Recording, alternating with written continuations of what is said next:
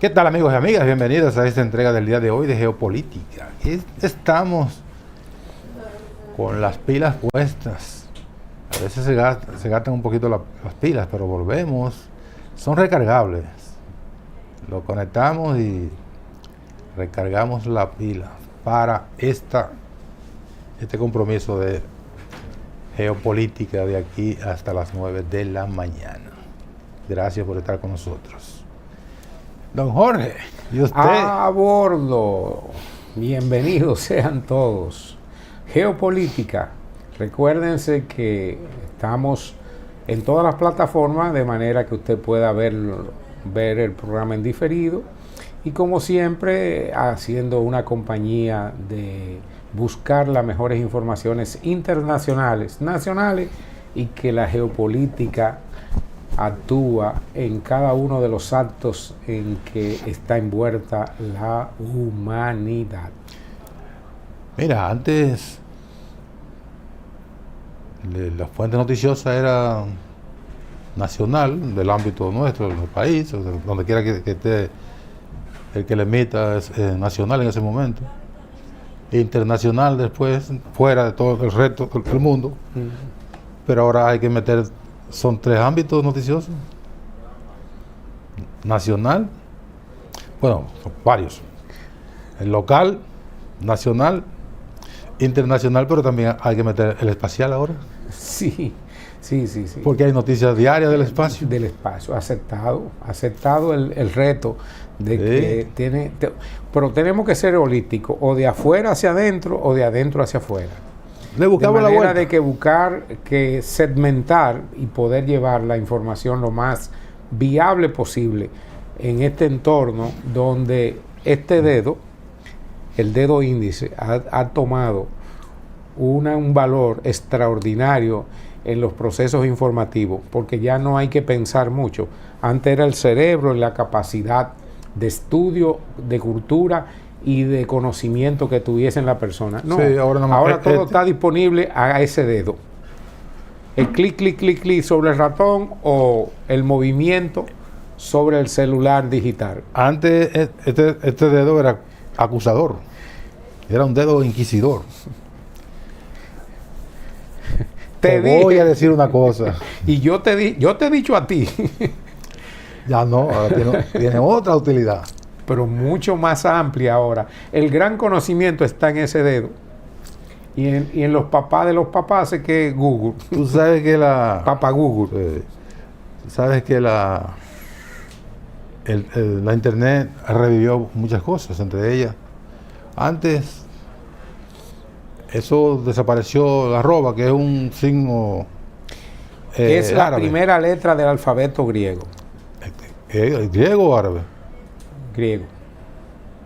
La arroba. Sí. Está bien. Eso había desaparecido siglos antes. Exactamente. Digo, siglos no. El alfa, el beta, todo eso había desaparecido.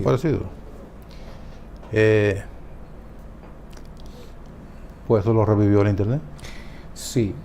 Y ha revivido muchísimos otros términos, porque la arroba es el concepto de unión de todos los correos electrónicos, tu nombre o la sigla que tú diseñes. Si no hay arroba, no llega. No llega. Arroba tanto. Y arroba es la pequeña A con el círculo que le envuelve. Sí, es griego. Ahora recuerdo. Es griego. Arroba alfa beta. Es griego. Entonces, eso, cuando comenzó el auge del internet, allá por comienzo de 1981, de manera pública, ¿verdad? Porque el internet es de 1958, por ahí, como un mecanismo de comunicación militar. De comunicación militar y sobre todo para los procesos de investigación espacial. Sí. Era que más se utilizaba ese mecanismo de comunicación. Y después lo soltaron a las universidades. Y por eso las primeras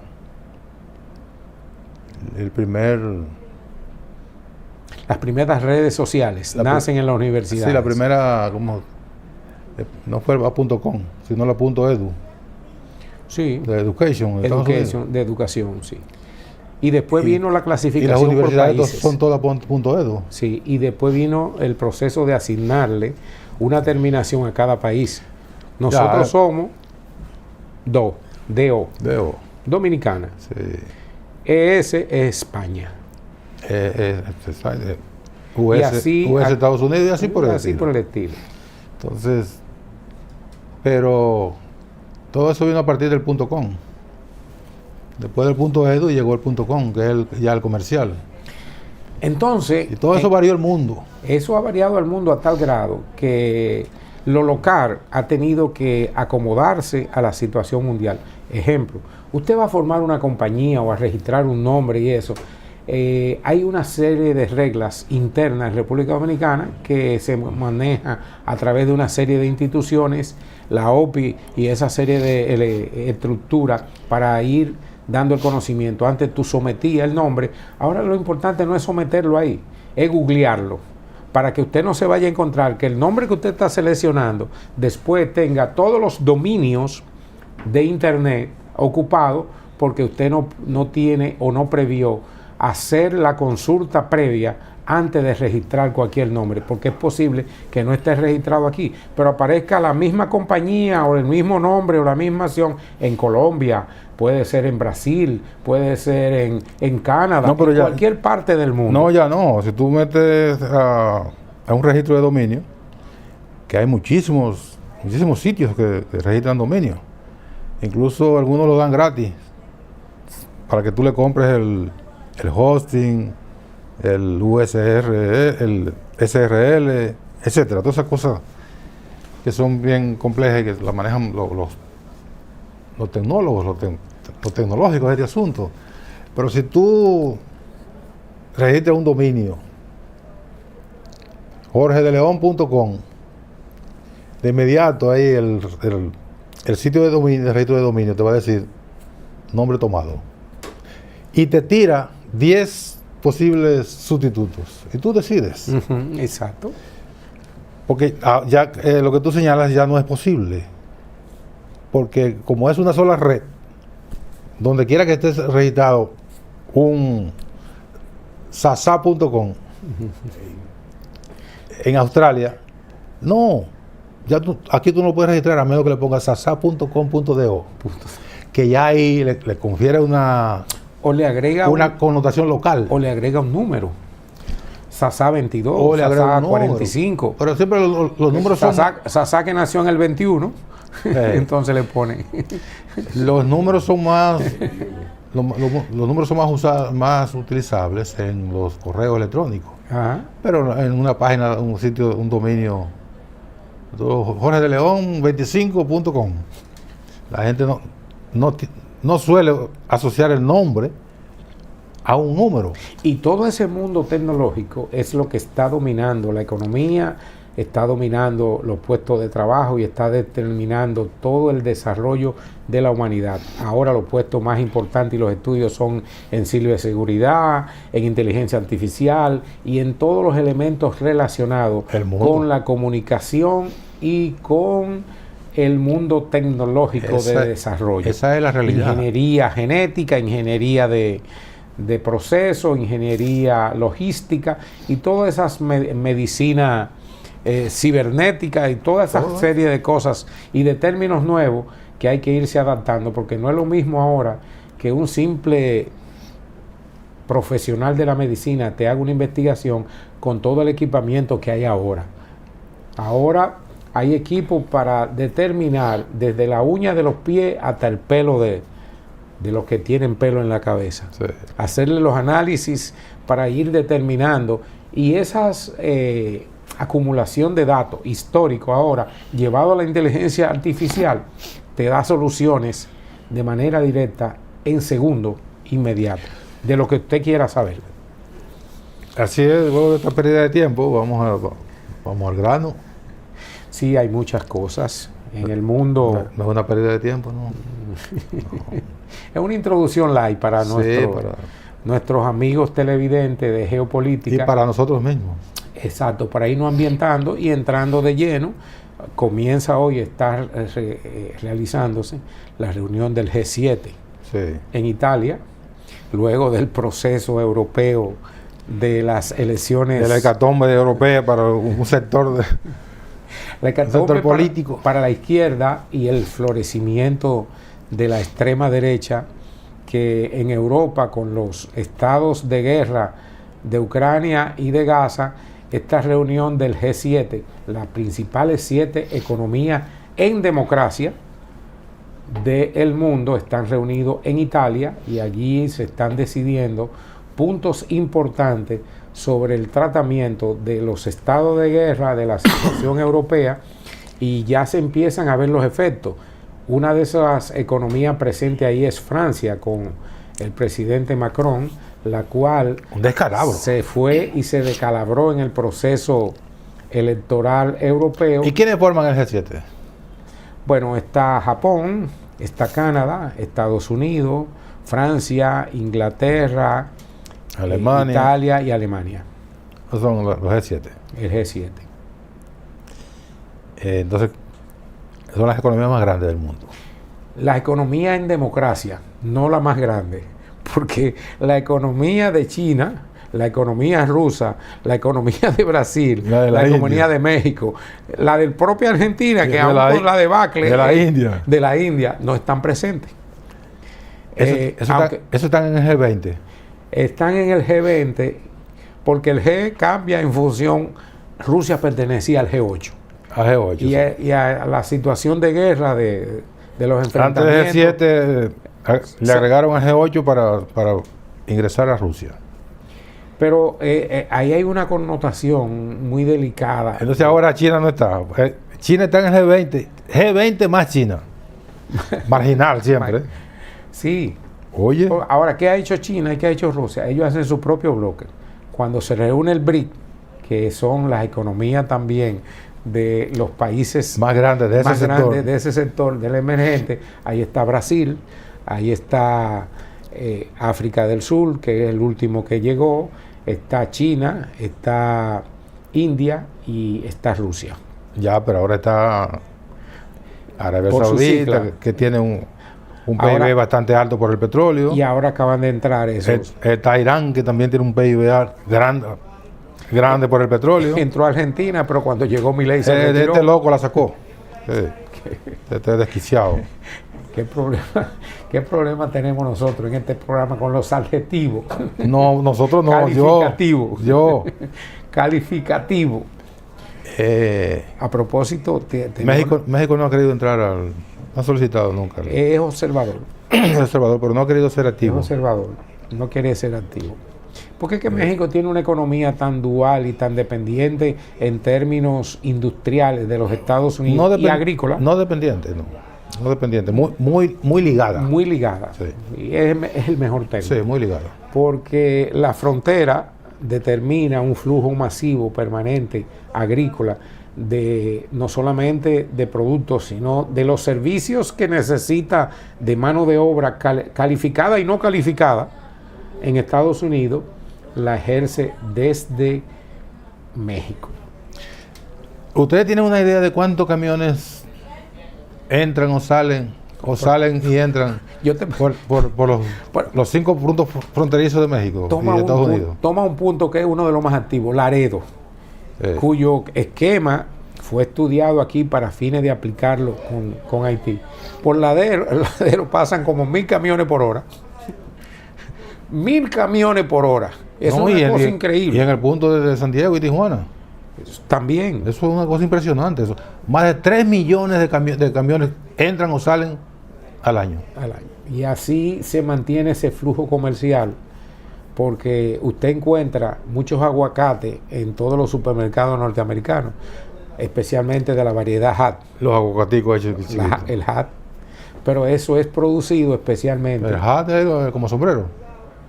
Es ese chiquitico que es de la cubierta de cáscara dura, que resiste mayor capacidad de transporte y que es como muy arrugada.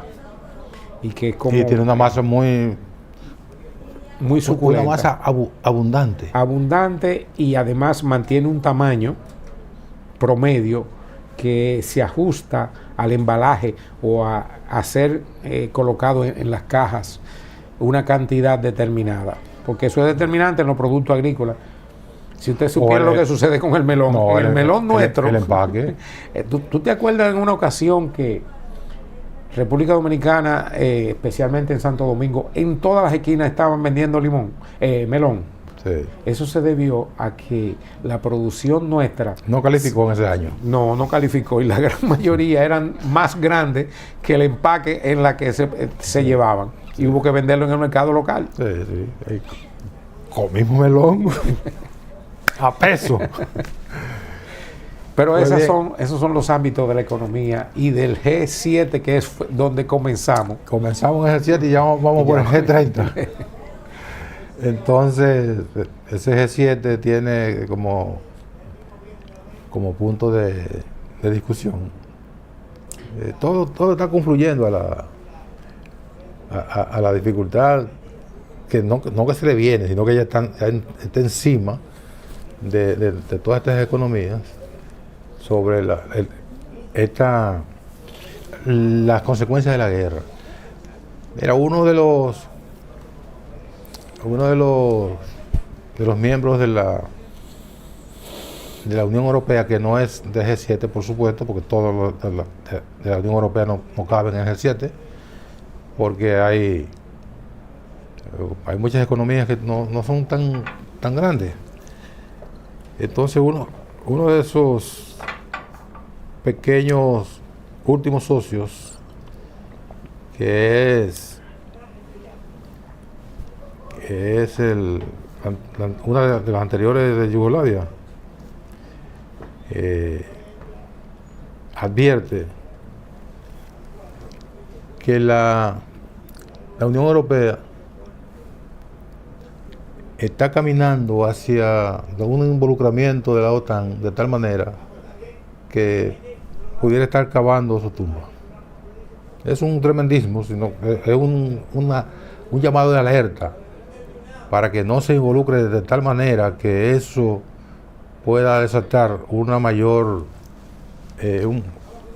un escalamiento de la guerra, como le llaman, la guerra entre Rusia y Ucrania. Ahora dice otro de los socios minoritarios, se puede decir, de la Unión Europea, que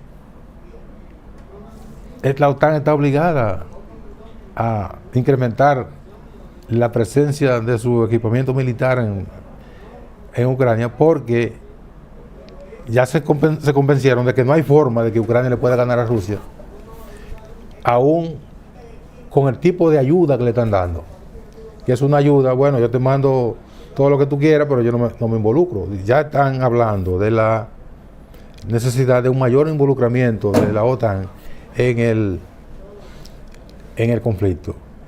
Y ayer Rusia puso en movimiento unos ejercicios con armas nucleares, ¿cuál es el término que ellos usan? Armas nucleares como no ofensivas, una cosa así, más o menos. Pero que de todas maneras son armamentos nucleares. La Alianza del Atlántico Norte, que es la OTAN, tiene unos juegos que ahora hay que visualizarlo en la política de los diferentes frentes. Mientras la unión que respalda a Ucrania le está dando el apoyo y el soporte a raíz de la medida de permitir la utilización de armamentos de amplio alcance para el uso y el ataque a territorio ruso de manera directa. Rusia responde y llegó este domingo con la presencia de buques de guerra o un convoy militar en Cuba, que llegó este domingo. Allí se hicieron los ejercicios militares y están haciéndose unas escaramuzas que lo que determina es que se está jugando pesado en ambos bloques.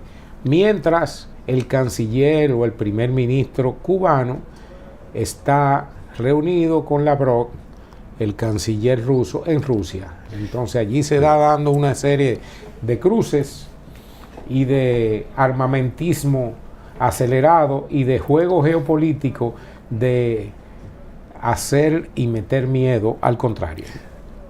Estados Unidos primero se levantó, estuvo bastante activo cuando se anunció la presencia de un submarino que es un submarino monstruoso de Rusia, una cosa impresionante. Y que en su paso por el Atlántico fue monitoreado y chequeado de manera directa por naves y por los radares norteamericanos. Sí, pero en su paso por el Atlántico. Finalmente emitieron una declaración de que la presencia de ese submarino no significa una amenaza para los Estados Unidos, porque es una visita en el marco de un intercambio que tiene Cuba de cuando la Unión Soviética, de este tipo de ejercicios, de este tipo de presencia de naves militares, primero de la Unión Soviética y luego de Rusia. Y allí el conflicto aparece y genera cierto bienestar en Cuba, que está sufriendo unas consecuencias económicas, políticas y de precariedad extrema, especialmente con la energía eléctrica y todos estos calores que estamos sufriendo en todo el Caribe. Cuba, con este acercamiento y este conflicto internacional, aprovecha su situación de ubicación geopolítica para insertarse en el conflicto Estados Unidos, Rusia, que son los dos bloques que están generando algún tipo de empatía o de debilidad de un lado u otro, y Cuba aprovecha esa situación para recibir un buque también dentro del convoy cargado de petróleo para ver si pueden alimentar alguna de las plantas de procesamiento de energía eléctrica cuya debilidad y los apagones es motivo del mayor conflicto social interno que está sufriendo el presidente Díaz-Canel. Así es, una situación bien difícil que sirve de caldo de cultivo para las críticas a Cuba, y Cuba siempre dice, bueno, y yo replico eso, quiten el embargo y verán. Vamos a la pausa.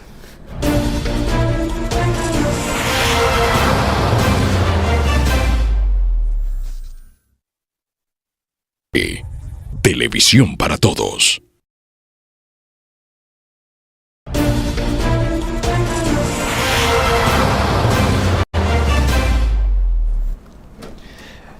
Ahora, y amables televidentes, ayer el Banco Central y el Ministerio de Industria y Comercio presentaron un informe, más bien el resultado de una encuesta nacional de pequeñas, ¿cómo son las pymes? Pequeña y mediana industria. Pequeña, micro y mediana industria. Y mediana empresa. Pequeña, mediana y microindustria. Sí, la pyme. Da cuenta esa encuesta que se levantó entre los años 2022 y 2023, la existencia en el país de 200, ¿cuántos son? 500, bueno, son 500,000 y pico de pymes, de las cuales, y es lo lamentable, solo el 14% está formalizado. Pero hoy el dato importante que revela, aunque no estén formalizadas, de esos pequeños emprendimientos, medianos, pequeños, micro, etcétera, esos generan 3 millones y pico de empleados, de puestos de trabajo. Un pequeño salón que tiene 4 mujeres lavando cabeza, arreglando uñas, etcétera. Una barbería que tiene 3 peluqueros, una manicurista, un pequeño taller que el dueño es mecánico y emplea 3 o 4 mecánicos adicionales, una pequeña ebanistería que emplea una tapicería. 3 millones y pico de empleados, de una masa laboral de 4 millones y pico, de 5 millones que tenemos nosotros.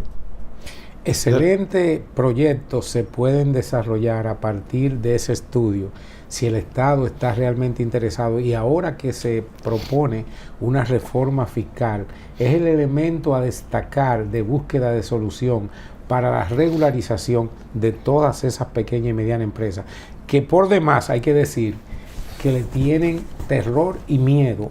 Te lo digo porque yo estoy participando a la formalización y parte de lo que está ocurriendo en el sector de la micro por el emprendimiento que llevamos con la arquitecta García, mi esposa, que es de fabricación de jabones artesanales hechos a mano. Kakumi. Valga el comercial. Valga el comercial, sí. Entonces, la debilidad está en que República Dominicana y los gobiernos se han encargado de darle incentivo a grandes sectores para desarrollarlo y mantienen esos incentivos de manera permanente. Ejemplo, el turismo, que ya por ser la actividad de recaudación de fondos más importante del país, ya no debería tener ningún tipo de incentivo. Ya tiene que pasar a una forma de cotizar y de aportar al Estado todo el beneficio que recibieron o que han recibido producto del sacrificio que ha hecho esta sociedad con la liberación de impuestos permanente a ese sector. Ahora, oye lo que se requiere, porque en una actividad de estudio y ponderación de ese esquema, los emprendedores de este país no tienen ningún tipo de incentivo bancario, no tienen incentivo para la importación de materia prima, no tienen incentivo de ningún tipo para generar facilidades con la empleomanía, con la seguridad social. No hay ningún tipo de advenimiento por parte del Estado para ayudar, subsidiar o incentivar a ese sector para que se regularice y se formalice. Oye los datos, Oye los datos. Y sobre eso te voy a dar también un dato. El encuesta arrojó que se documentaron 470.527 pymes, o MIPYME, micro, pequeña, mediana, de las cuales 404.000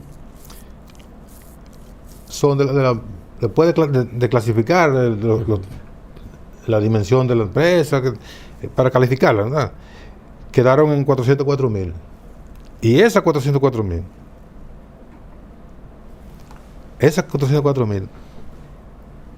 tienen el 85% de la informales. Pero la empleomanía... 85%. Solo el 14.8% tiene el Registro Nacional de Contribuyentes, o sea, el RNC. Y esas están formalizadas. El resto no está formalizado. El resto no cotiza a la seguridad social, no paga impuestos porque no está formalizado. Toda su actividad la hace sin una vinculación bancaria. No paga impuestos directos como empresa, pero hay que decir que esa pequeña y mediana empresa, todo el agravamen que tiene el país en su carga impositiva, que es al consumo, pagan tanto como las empresas grandes, porque no tienen forma de evadir. Pero esa es otra cosa. Pero aún así, esas empresas pequeñas lo que necesitan es... Mira, a mí me tocó en una ocasión, esa es otra cosa. En un juego que organiza la Seguridad Nacional de la Maestría con el Comando Sur, National Lab, Laboratorio Nacional, en la cual se conforman un gobierno con toda su estructura de Estado y se plantean algunos retos a superar. En esa ocasión, en el primer juego que se formalizó en el país de esa naturaleza, me tocó jugar el juego de presidente y precisamente sacamos en términos teóricos al país del atolladero precisamente de esa situación de falta de recaudación y de formalidad del empleo informal de la pequeña y la mediana empresa. Con la creación de incentivos bancarios. Porque ¿por qué no le dan la misma tasa de interés a la pequeña y la mediana industria que le dan, por ejemplo, a la movilidad, a los vehículos, a la feria en los vehículos, que le dan menos de un 10, un 8, un 6, un 7? Denle ese tipo de incentivos para que puedan... para que se puedan generalizar. Está siendo injusto. Está siendo injusto en el sentido de que con mucha frecuencia los bancos anuncian las llamadas ferias pymes. Por ejemplo, el Banco Reserva. Nosotros lo hemos anunciado aquí, los esposos de ellos. La feria de pymes, que consisten en, y eso lo tienen casi todos los bancos, ¿verdad? Que consisten en la facilidad para la adquisición de préstamos a un 8 o 9%. Naturalmente tiene que ser formalizada, porque si no son formalizadas, entonces el crédito tiene que ser conferido, otorgado a una persona. Porque si la pyme no está formalizada, no tiene un registro nacional de contribución, o sea, registro no, está bien, no tiene RNC, pero tampoco tiene un registro mercantil, que es el acta de nacimiento de las empresas. No tiene un nombre registrado en ONAPI. No existe. Entonces no son banqueables, no le pueden facilitar el acceso al crédito a lo que de hecho no existe. Ahí entra el proceso. Acuérdate. Pero déjate decir algo para que tú... de YouNot y de su proceso del Banco de los Pobres. Sí, pero eso fue una iniciativa privada. Fue una iniciativa privada.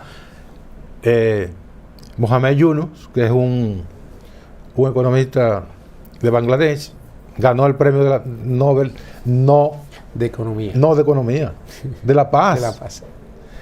Sí, porque llevó paz. Porque él puso en funcionamiento el llamado Banco de los Pobres, que consistía, y me sacaste del tema, pero es importante lo que tú refieres, hace esa referencia que mundial.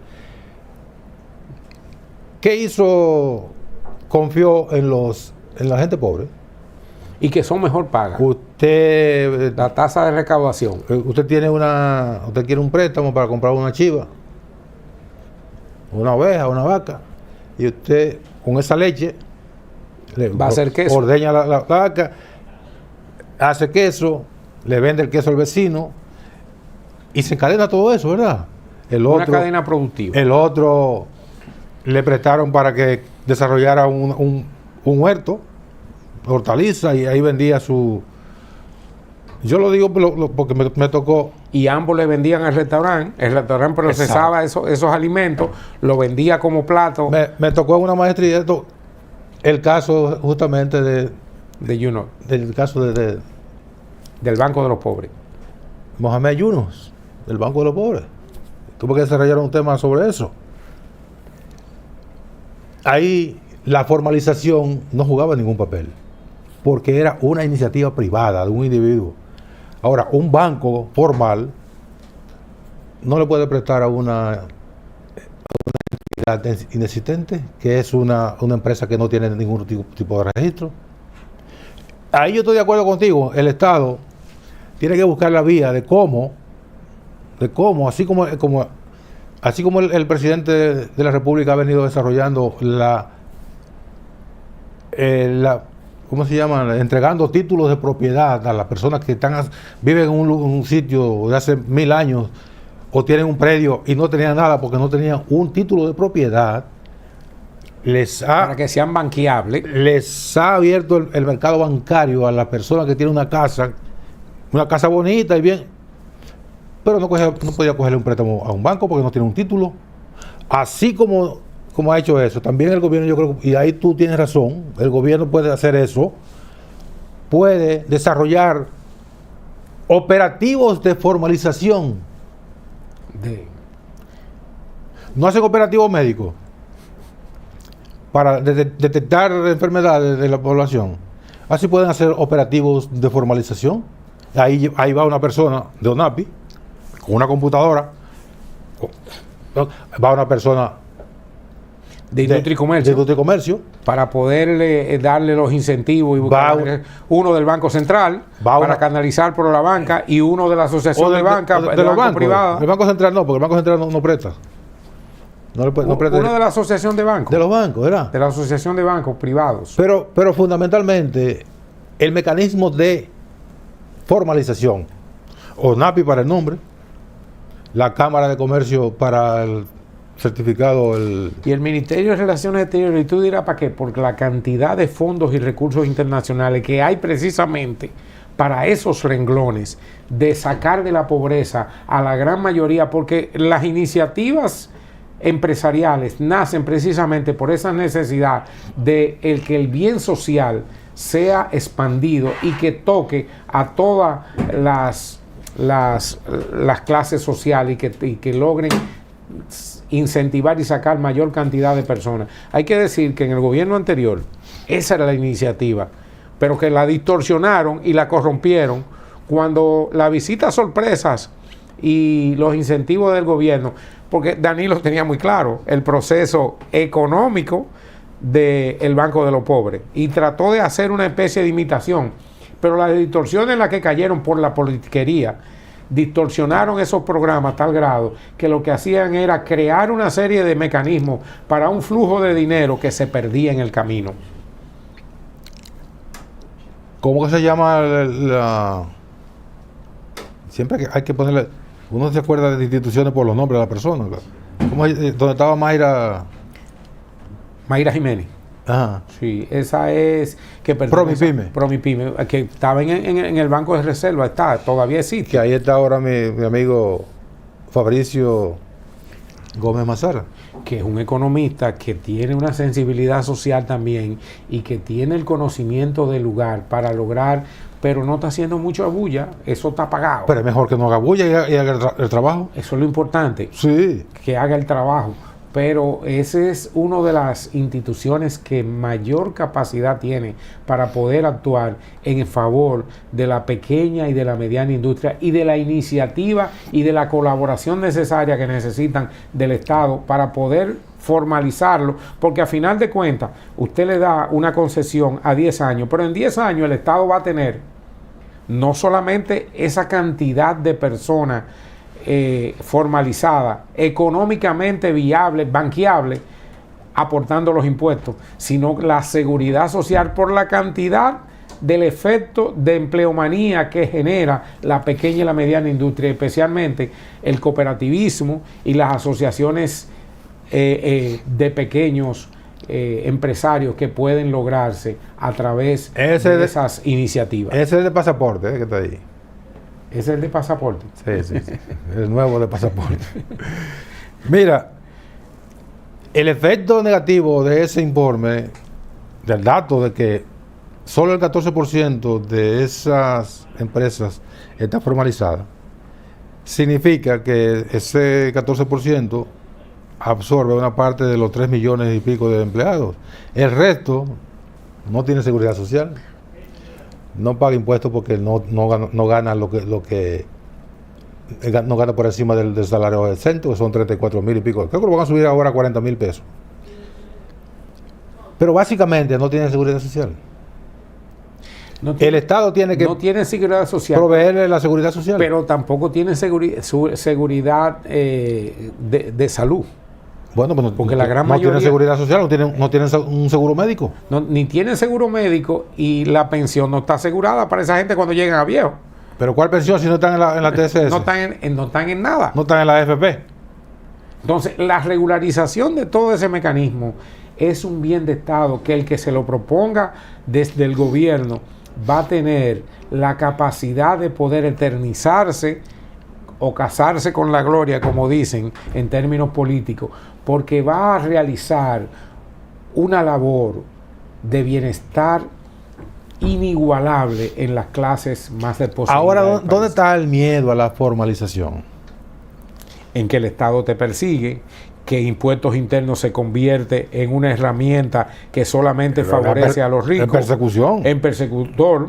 No favorece a los ricos, pues también le cobra a todo el mundo. No, jode a todo el mundo, pero favoreces de manera ininsultada, porque una de las lo que pasa es que tú no lo dices con el término correcto. Lo que pasa es que tú tienes una pequeña fabriquita por ahí y tú no puedes evadir. No. El rico sí. Sí puede evadir. Y por eso todos los ricos y todas las grandes empresas tienen sus rémoras, que son las fundaciones. No todos. Por eso también los que ejercen el poder, especialmente en el área legislativa, todos tienen sus fundaciones, que es donde derivan parte de los impuestos que tienen que pagar, lo derivan hacia esas instituciones, porque está como parte de la estructura de la ley. Y usted se encuentra, las grandes empresas del país tienen ese mecanismo de evasión y de compensación de los fondos que tienen que pagar al Estado. Mira, Jorge, esto que estamos diciendo tiene un valor tremendo. Lo que acabamos de referir, así como tangencialmente, de los operativos para formalizar gente, yo creo que en el gobierno deberían tomar esa idea y comenzar, y sobre todo, llevarle conciencia a la gente antes de los operativos de que la formalización no es no una vía para esquilmarlo, no una vía para explotarlo, sino una vía de cómo crecer. Pero tú mencionaste un elemento determinante, impuestos internos. Óyeme, impuestos internos como elemento de persecución no debería ejercer esa función. ¿Por qué no hacen ellos mismos internamente lo que se llama el cruce de las informaciones estadísticas de las empresas locales? Por ejemplo. Ellos lo hacen. Pero no. Están amarrados con los bancos ya. Pero no te lo acreditan. Por ejemplo, tú vendes plátano. Está amarrado con los bancos. Está con los bancos. Tú le vendes plátano a un supermercado. Tú como productor de plátano no tienes nada, ni tienes registro, ni tienes nada. Te pagan en efectivo o con cheque. Pero esa información que la tiene depositada y que te retiene, el supermercado te retiene a ti, el % correspondiente. El 10% porque es una...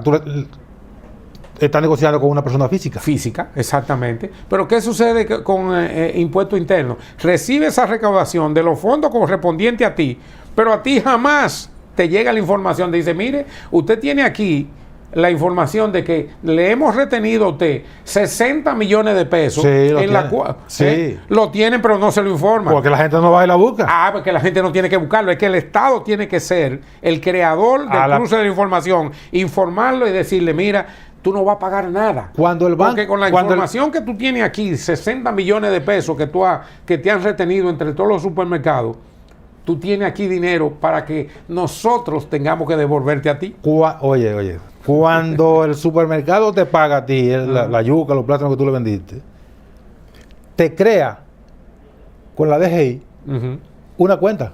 Claro, te crea eso y la DGI debería Por eso que es importante que esté presente la DGI en el mecanismo de desarrollo. El supermercado te paga con un comprobante de proveedor informal. Pero tú quedas registrado. Claro. Porque el supermercado te toma el número de cédula. Exacto. Y esa información va a la DGI. Y esa retención de pago total que no te cubre ni seguridad social, ni seguridad... No, porque eso es otra cosa, Jorge. Pero es que el dinero es para eso, supuestamente. No, eso es otra cosa. El dinero es parte del Estado como parte del bienestar social. Es un engranaje, pero cada cadena de ese engranaje hace su trabajo. Eso de la seguridad social lo maneja la seguridad social, que es lo que te provee a ti de un seguro médico o tus empleados, si está formalizado. Y también tú cotizas a los fondos de pensiones para que si dentro de 1000 años comienzan a devolver fondos de pensiones, tú ya con un bastón que puedes recibir 10 pesos. A final de cuentas, Pero tiene que estar formalizado. a final de cuentas, la modificación que se está planteando necesaria de una reforma fiscal es justa si se dan los parámetros de sellar todos esos huecos y todas esas desviaciones que tiene el sistema completo dominicano para hacer un estado social de mayor bienestar y de mayor capacidad colectiva, que no sean unos pocos los que se beneficien cuando el impuesto lo pagamos entre todos. Mira, esa encuesta y esa información que acaban de proveer Es una herramienta. Hito Bisonó y el gobernador Héctor Verdeja Albizu, es una herramienta tremenda, a partir de la cual, de esa información, pueden derivarse políticas muy importantes. Por ejemplo, estamos hablando de la necesidad, que no una opción, es una necesidad, de la reforma fiscal. Pero en esos 3 millones y pico de 400,000 y pico de empresas y 3 millones de trabajadores, por ahí hay un filón de recursos importantísimo para recaudar impuestos. Ahora, ¿por qué la gente no se siente tan en disposición? En ninguna parte del mundo, durante toda la historia, nadie ha pagado impuestos por la buena. Se llama impuesto. Precisamente, porque se lo impone. Los personajes más odiados de la antigüedad, durante el apogeo durante el... Un saqueo cualquiera. que era un recaudador de impuestos. Le llamaban publicanos. Publicanos. Eran los cobradores de impuestos, publicanos, los más odiados del reino del Imperio Romano. Y uno de ellos era Saqueo.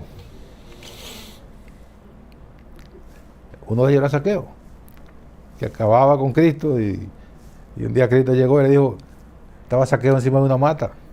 Se subió encima de una mata para ver la muchedumbre y poder distinguir de manera Y él pensaba que a Jesús. Jesús no necesitaba ojos, él sabía que estaba ahí. Saqueo, bájate de ese árbol. Esta noche Y cenaré en tu casa. Cenaré en tu casa.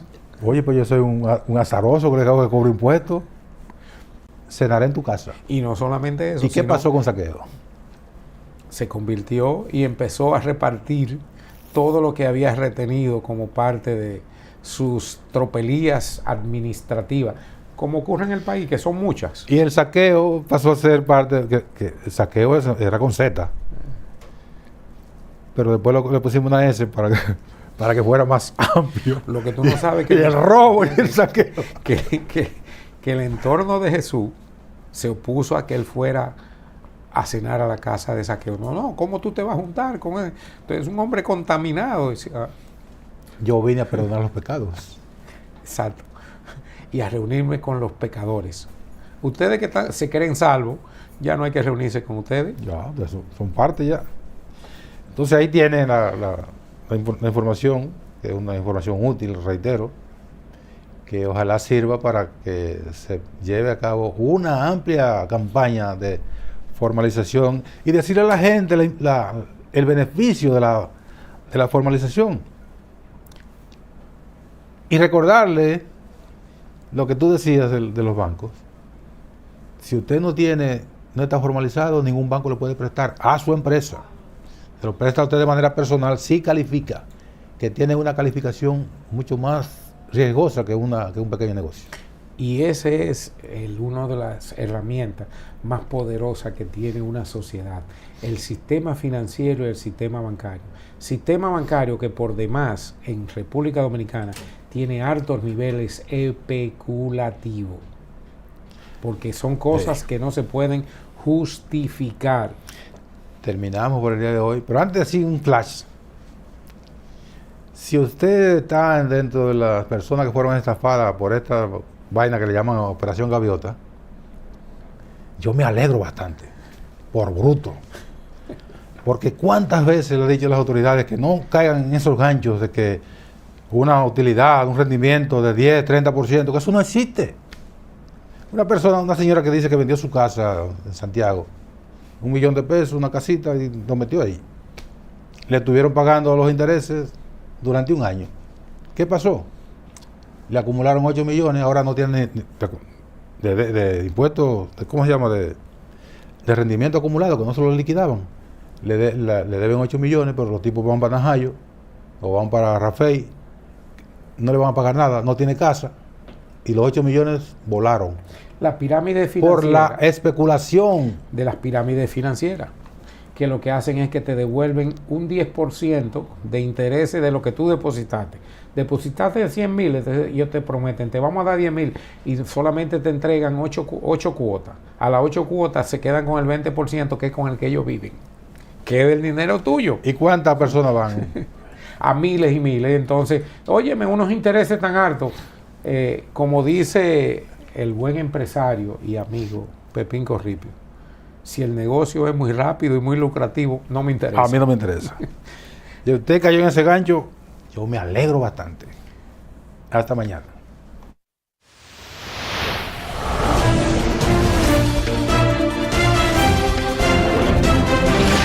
Estás viendo 14 TV, televisión para todos.